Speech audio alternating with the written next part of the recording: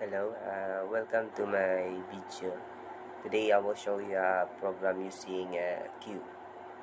This program shows you how to enqueue and workloads. It means you can insert an integer value and workloads.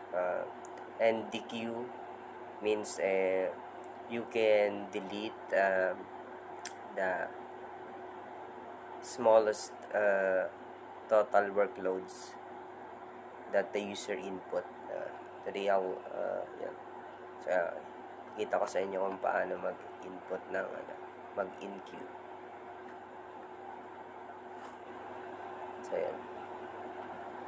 Choose one to enqueue. And try natin insert yung 3. Tapos insert na naman tayo 1. Choose 1 to enqueue. And input workload, value of workload 5. And insert na naman, choose na naman tayo ng 1 enqueue.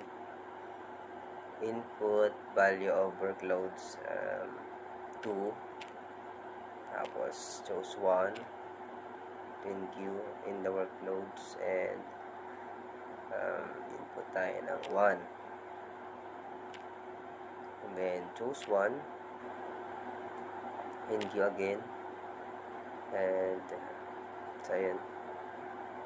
Number 4, input value of workload. So yun. So ito try na naman natin yung dequeue. Kung alin yung first number na madidelete doon sa workload na in-input ng user. We're going to choose number 2. So ayan, na-delete po yung number 2. Next, try po natin yung exit 0 kung gumagana ba. So ayan, yun lang po. Salamat.